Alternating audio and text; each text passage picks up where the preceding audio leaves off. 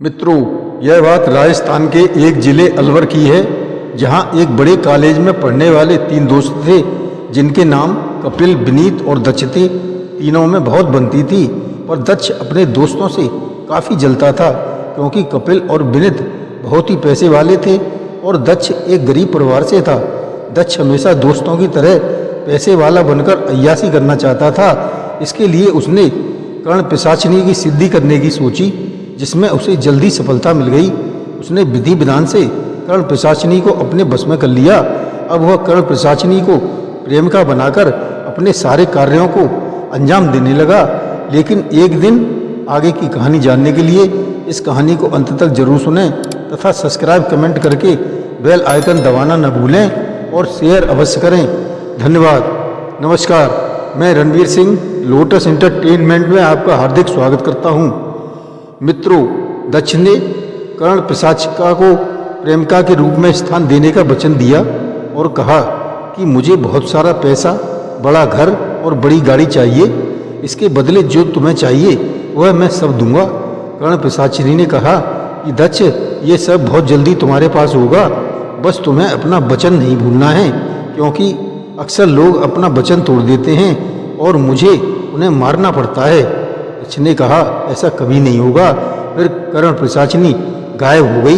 अब दक्ष रोज जुआ और सट्टा खेलने लगा और रोज ही वो बहुत सारा पैसा जीतने लगा, क्योंकि कर्ण पिशाचिनी अब उसके साथ थी और वो दक्ष को आने वाले समय की जानकारी ही देती थी, जिससे दक्ष हर बार पैसे कमाने में सफल रहता और ऐसा करते हुए वो काफ़ी लोगों की नज़र में भी आ गया था। दक्ष ने कुछ ही दिनों में खूब पैसा कमा लिया, बड़ी गाड़ी ले ली और एक आलीशान घर भी अपने बनवा लिया।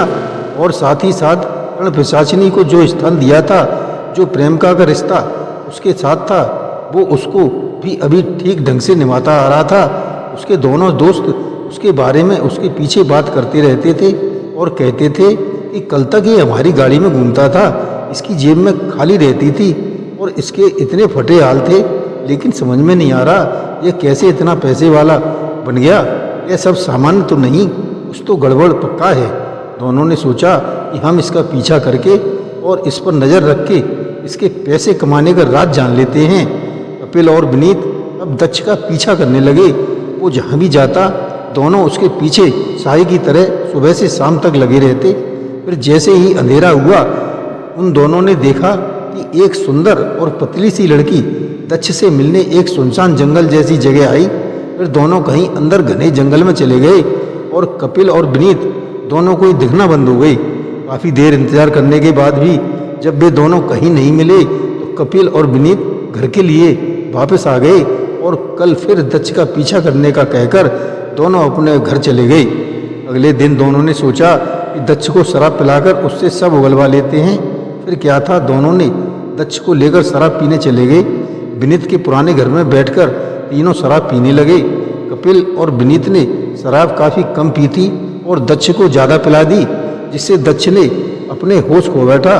फिर उसने कपिल और विनीत को अपनी कर्ण पिशाचिनी वाली सारी बातें बता डालीं, जिससे कपिल और विनीत इतना डर गए और हैरानी से दक्ष को और फिर एक दूसरे को देखने लगे। कुछ देर बाद दक्ष ने बोला, मुझे अपनी प्रेमिका के पास जाना है, इसलिए अब मैं यहाँ से जा रहा हूँ, नहीं तो वो मेरे पे बहुत गुस्सा हो जाएगी। और दक्ष वहाँ से निकल गया। कपिल और विनीत को भी अब अपने कानों पर यकीन नहीं हो पा रहा था कि यह कैसे हो सकता है, और ऐसा तो हमने बस आज तक सुना ही था। काफ़ी सोचने और बातचीत के बाद दोनों ने अब कर्ण पिशाचिनी को दक्ष से छीनकर अपने बस में करने और उससे फ़ायदा उठाने की ठान ली। फिर कपिल ने कहा, मैं एक शमशान वाले तांत्रिक को जानता हूँ जो पैसा लेकर ऐसा कर सकता है। दोनों अगले ही दिन सुबह तांत्रिक बाबा के यहाँ शमशान में जा पहुँचे, जहाँ सारी बात सुनकर तांत्रिक बाबा बोले कि यह बहुत जान जोखिम का काम है, इसमें किसी की जान भी जा सकती है, इसलिए मैं इसका खर्च भी ज़्यादा लूँगा और सारा पैसा मुझे काम शुरू होने से पहले ही चाहिए। विनीत पहले तो तैयार नहीं हुआ, फिर कपिल ने विनीत को मना लिया। फिर अगले ही दिन दोनों घर से 1,25,000 रुपये लेकर आए और तांत्रिक को दे दिए। तांत्रिक ने दोनों को अपने शमशान में बने छोटे से कमरे में ले जाकर सारी बातें बताने लगा कि कर्ण पिशाचिनी को घोर साधना से सिद्ध किया जा सकता है। दक्ष ने कड़ी लगन से कर्ण पिशाचिनी को प्रश्न किया और अपने सभी काम उससे ही कराए हैं। तुम लोग उसको साधना से ही तो प्राप्त कर सकते हो, क्योंकि ये काम अत्यंत कठिन होने के साथ साथ जान के जोखिम का भी है। इसलिए मैं उसको दक्ष से छीन कर तुम्हें दे सकता हूँ। अगर आप ऐसी घटनाओं में रुचि रखते हैं तो पढ़कर आगे की जानकारी लें, फिर वो तुम्हारे सभी काम कर सकती है। मैं अपनी पूरी कोशिश करूँगा कि वो तुम्हारे सभी इच्छाएं पूरी करने पर मजबूर हो जाए, मगर तुम्हें पहले दक्ष को कर्ण पिशाचिनी से दूर करना पड़ेगा, जिसके लिए कल शाम से ही हमें कुछ तंत्र क्रियाएं करके कर्ण पिशाचिनी को काबू में करने के लिए तैयारी करनी पड़ेगी। और यहाँ तक भी हो सकता है कि दक्ष की जान भी चली जाए। कपिल और विनीत दोनों दक्ष की जान जाने वाली बात सुनकर थोड़ा सा हिचकिचाए, लेकिन तांत्रिक ने उन्हें तैयार रहने के लिए कहा और वहाँ से निकल गई। अगले दिन शाम को कपिल और विनीत पहले तांत्रिक से मिलने गए, जहाँ उसने तंत्र की पूरी तैयारी कर रखी थी। फिर वो तांत्रिक से दक्ष को लाने की बोलकर वहाँ से निकल गई। दक्ष अपने घर पर अपने परिवार के साथ था जब कपिल और विनीत वहाँ आए और दक्ष को अपनी गाड़ी में लेकर पहले तो विनीत के पुराने घर में गए, जहाँ तीनों ने थोड़ी शराब पी। वे शराब खत्म होने का बहाना बनाकर दक्ष को गाड़ी में लेकर शमशान आ गए, जहाँ तांत्रिक अपनी पूरी तैयारी के साथ उनका इंतजार कर रहा था। दक्ष का नशा कम था, इसलिए वो आसानी से समझ पा रहा था कि यहाँ बहुत कुछ गड़बड़ है, और इसी गड़बड़ी का संदेश उसके कान में कर्ण पिशाचिनी ने कपिल और विनीत से साथ जाते हुए भी दिया था। इसी संदेश को दक्ष अनदेखा करके उनकी गाड़ी में बैठ गया था। दक्ष ने कपिल और विनीत से कई सवाल पूछे कि यह सब क्या है, तुम लोग मुझे यहाँ क्यों लाए हो, और यह तांत्रिक जैसा कौन है। इन सवालों का जवाब देना कपिल और विनीत ने जरूरी नहीं समझा, और अगले ही पल में तांत्रिक ने दक्ष पर मंत्र पढ़कर राख फेंक दी, जिससे दक्ष खड़े खड़े गिर गया। फिर कपिल और विनीत ने दक्ष को तांत्रिक ने जो धूना जलाया हुआ था वहीं लिटा दिया, और तांत्रिक ने कहा, मैं जल्दी से सारी क्रियाएं कर देता हूँ, फिर हम इसकी प्रेम का यानी कर्ण पिशाचिनी से भी निपट लेंगे। तांत्रिक ने सभी क्रियाएं करने के बाद फिर मंत्र पढ़कर और नमक और हल्दी से एक सुरक्षा घेरा बनाया और दूसरा सुरक्षा घेरा दक्ष, कपिल और विनीत के लिए बना दिया, जिसमें दक्ष बेहोश लेटा था। कपिल और विनीत उसी घर में बैठे थे। कपिल तभी पेड़ों की सरसराहट होने लगी। तभी तांत्रिक ने कपिल और विनीत को सचेत कर दिया कि कर्ण पिशाचिनी आसपास ही है। जानवरों के शोर जैसी आवाजें साफ सुनाई देने लगी। मौसम में ठंडक अचानक से काफी बढ़ गई थी। कुछ भी सामान्य नहीं रह गया था, जिससे कपिल और विनीत डरने लगे। मगर तांत्रिक ने उनकी हिम्मत बांधी और कहा कि जब तक इस सुरक्षा घेरे में तुम दोनों हो तब तक कोई कर्ण पिशाचिनी तुम्हारा कुछ नहीं बिगाड़ सकती। इसलिए निश्चिंत हो जाओ और सारा ध्यान यहाँ मेरे मंत्रों में लगाओ, जिससे कर्ण पिशाचिनी की शक्तियाँ कमजोर हो जाएंगी और हम उसको बस में करने में कामयाब हो जाएंगे। कुछ ही देर में कर्ण पिशाचिनी सबके सामने आ गई। वह बहुत ही सुंदर दिख रही थी, जिससे कपिल और विनीत उस पर मोहित हो गए थे और उसके पास जाना चाहते थे।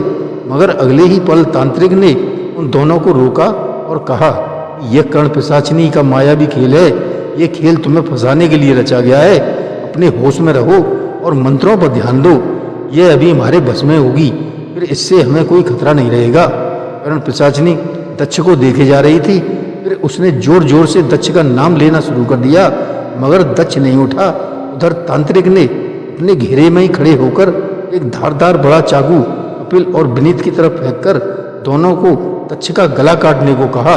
फिर विनीत ने वो चाकू उठा लिया और कपिल दक्ष की छाती पर बैठ गया। तांत्रिक ने कहा, बोल कर्ण पिशाचिनी, मेरे बस में आने का वचन दे रही है या नहीं?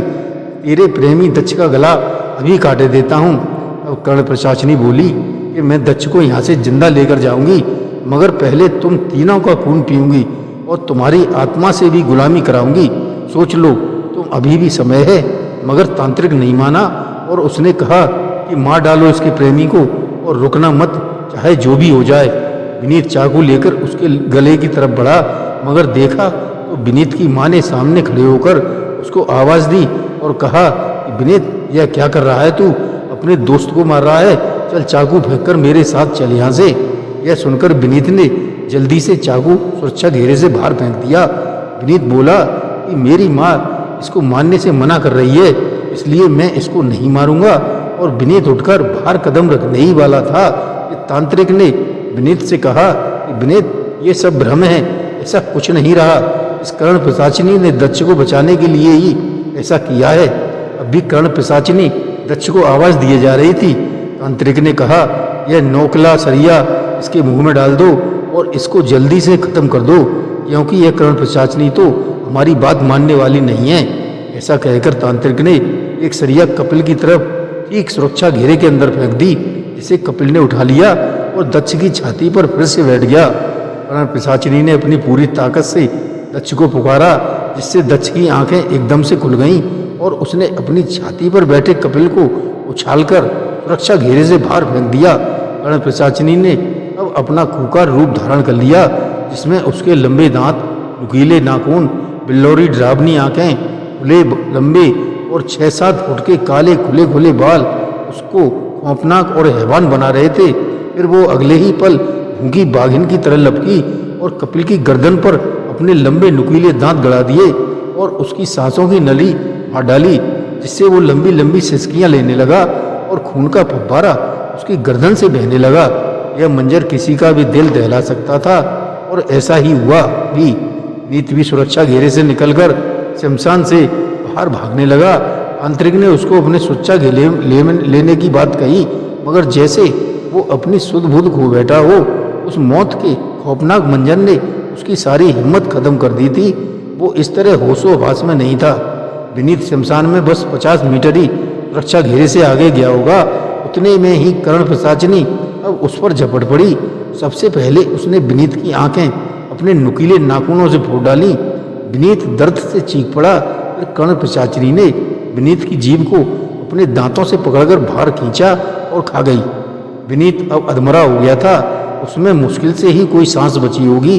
फिर कर्ण पिशाचिनी ने उसकी छाती अपने तेज नुकीले नाखूनों से फाड़ डाली और सच में छाती में अपनी लंबी जीभ डालकर और अपना मुंह लगाकर उसका खून पीने लगी। कपिल और विनीत दोनों मर चुके थे। तांत्रिक वहां से भाग गया और अपने कमरे में सुरक्षा घेरा बनाकर मंत्रों का जाप करने लगा। दक्ष ठीक था, उसने कर्ण पिशाचिनी को वहां से चलने को कहा और दोनों वहां से निकलकर फिर से अपनी दुनिया में जीने लगे। अगले दिन जब तांत्रिक अपने कमरे से सबको बुलाने पर भी नहीं निकला तो दरवाजा तोड़ा गया और सबने देखा कि तांत्रिक पागल हो गया है। उसके बाद तांत्रिक का पूरा जीवन पागल खाने में ही गुजरा। जय श्री कृष्ण।